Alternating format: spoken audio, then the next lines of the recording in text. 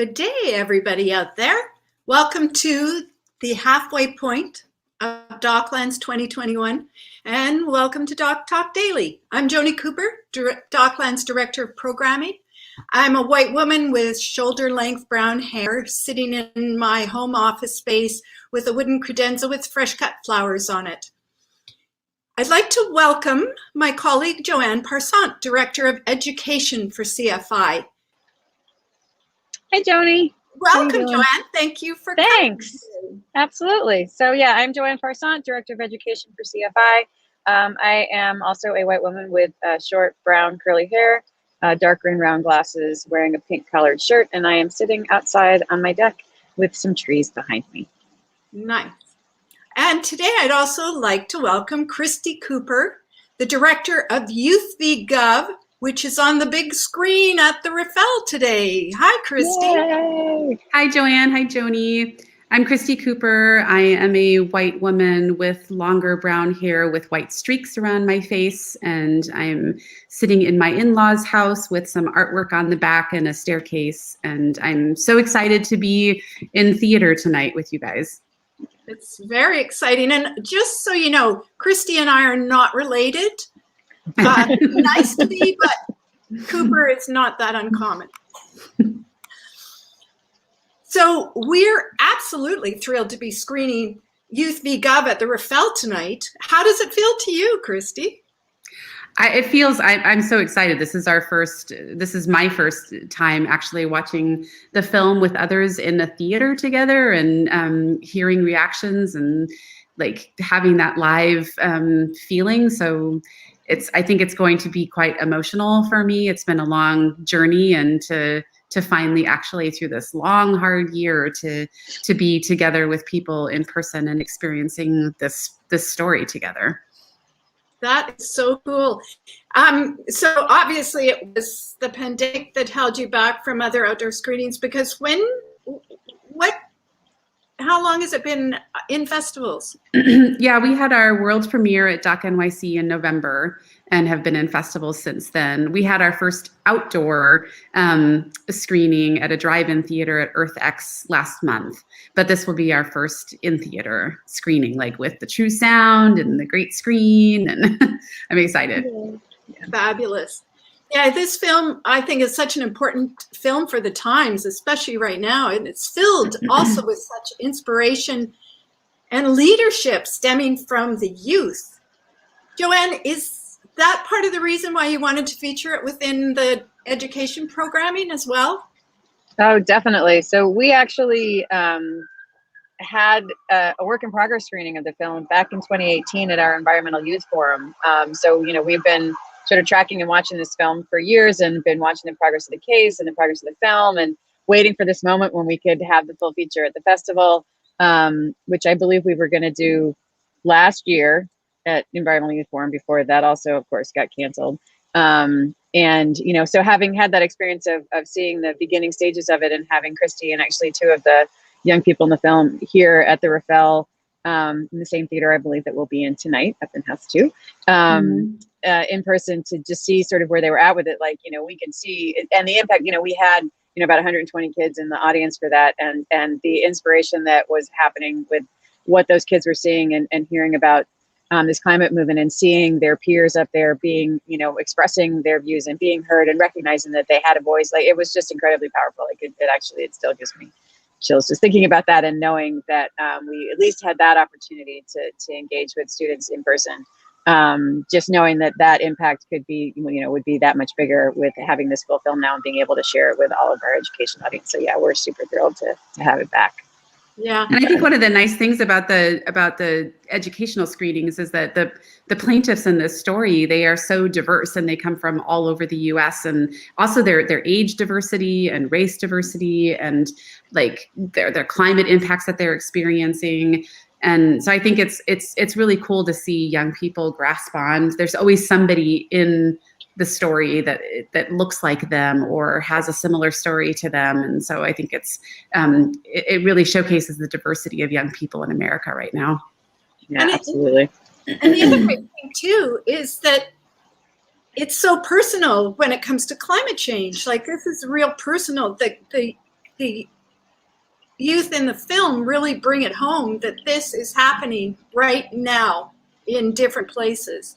And that brings that real personal element to make people realize that this is a thing.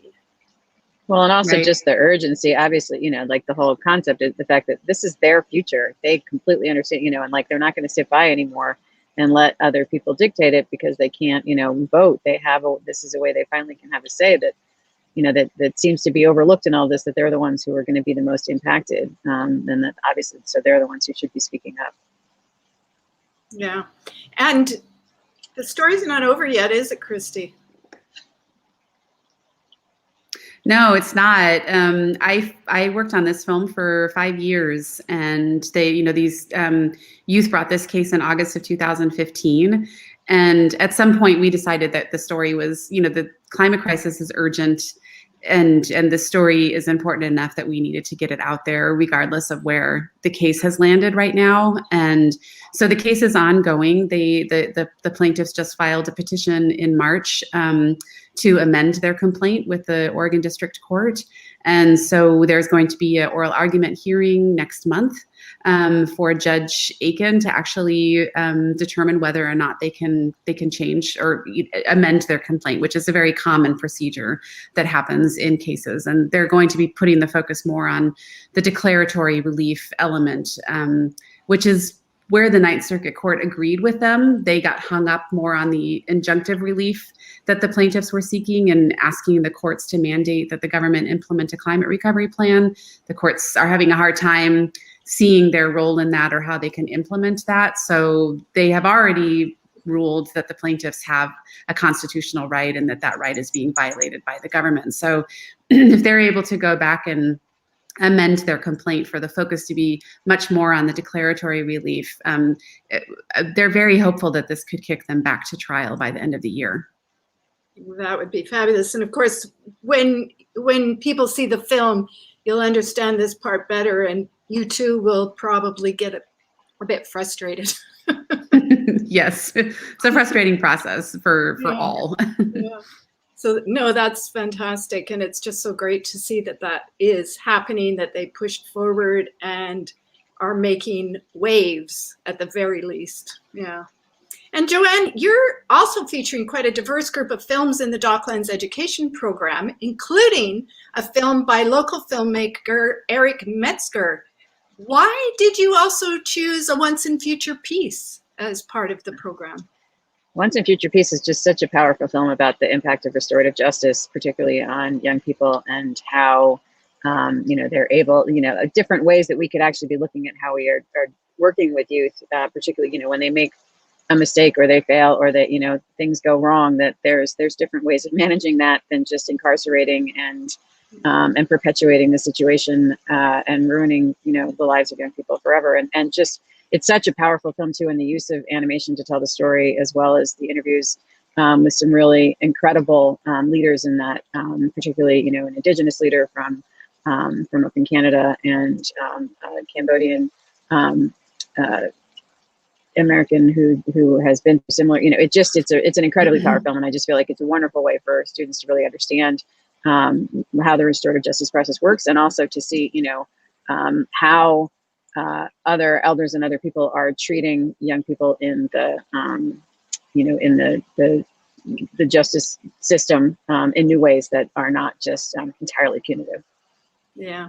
A really great film, and so unique in the hybrid aspect of it. It somehow makes it so more powerful when he switches to animation. Yeah. Now, one other film that I'd like to mention, and it also is related to climate change, as so many films are every year, is Inhabitants, an Indigenous perspective directed by Costa Butsakaris and Anna Palmer. Yeah, that's another one I was so excited to be able to include in the education program. I mean, kind of, you know, it pairs so well too with Christy's film, just in the sense that for students to really grasp that not only, you know, I think they have the sense that obviously adults have perpetuated and created this issue of climate change, but, you know, there's also this belief that the communities that have created also somehow know how to fix it, even though they're not necessarily doing it. And where Inhabitants really digs into not only just teaching about Indigenous culture and Indigenous practice, but the recognition that they actually kind of know how to fix the problems if we would just pay attention. That they've been stewards of the land, for millennia, and we have, ignored that. That I think it's really amazing the way it brings that front and center, and in a variety of Indigenous communities around the world too. Not just what we like to think of as just one particular Native American community. That there's a lot of different ways of recognizing Indigenous cultures and communities around the globe that I think it does such a beautiful job of. Yeah, yeah.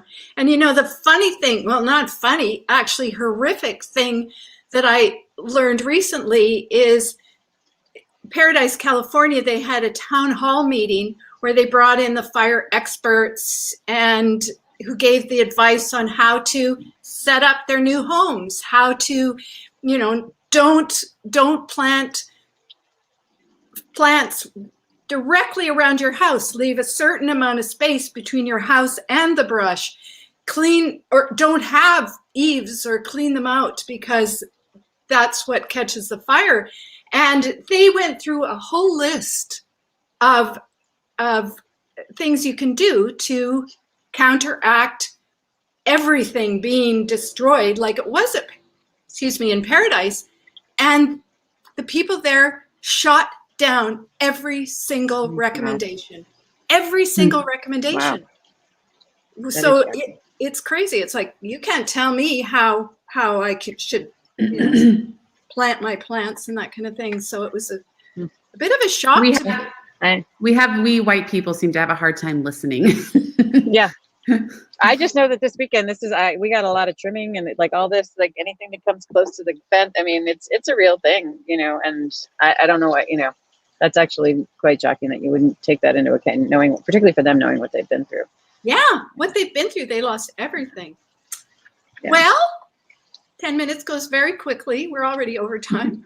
Thank you both for joining me today. And I'm delighted that so many students will be able to see these and other DocLands films. And it is going to be great fun in the theater tonight, Christy. I know, I can't wait. Yes, it's going to be my first time back in the theater, Christy, too. I haven't been in the Raphael yet at all, and I live a mile away. So I'm very excited to set foot in there with you tonight. We celebrate. And we'll toast you, Joni. Thank you. Will. Thank Absolutely. you. Thank you all out there for tuning in. Tomorrow at the same time, I will be chatting with, who will I be chatting with? It's a long week. I'm sure. It's a blur. But it'll be a surprise.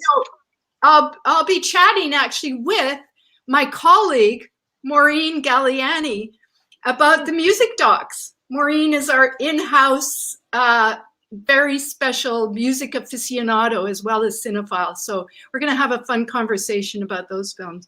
So join us tomorrow too. And I would also like to thank our daily DocTalk sponsor, the Make It Better Media Group.